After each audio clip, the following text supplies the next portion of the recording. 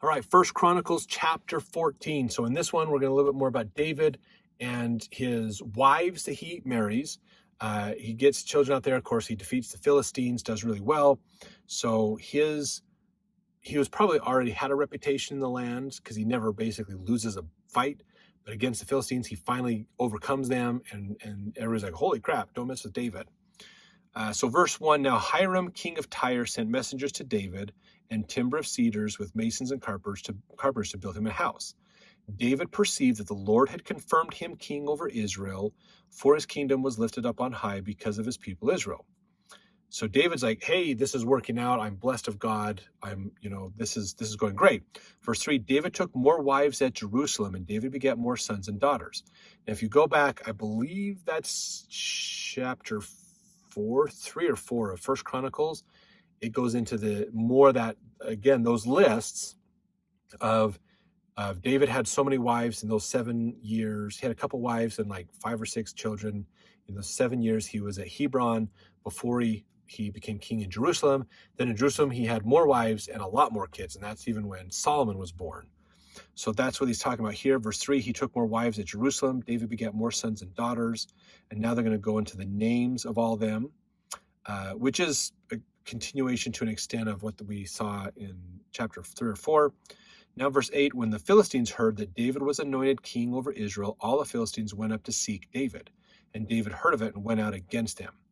So he lived among them for a little bit, and they kind of had a because he had killed Goliath, he had killed them in victory, won victories several times against them. So there's kind of an uneasiness, kind of that the enemy of my enemy is my friend. But now David's the king of Israel, and they're like, David's the king. We got to go fight him. We got to go take him out. And verse 9, the Philistines came, spread themselves in the valley of Rephaim. David inquired of God, saying, shall I go up against the Philistines? Wilt thou deliver them into my hand? And the Lord said unto him, go up, for I will deliver them into thine hand. So they came up to Baal Perazim, and David smote them there. Then David said, God hath broken in upon mine enemies by mine hand, like the breaking forth of waters. Therefore they called the name of that place Baal Perazim. So that's how it got its name, the breaking forth of waters. So the Philistines are marching in. David's band just hits them and just takes them all out, just wipes them out, basically. You don't think water is strong until the force of that water hits you, and then it's too late. That water is already taking you out. Verse 12, when they had left their gods there, David gave a commandment, and they were burned with fire.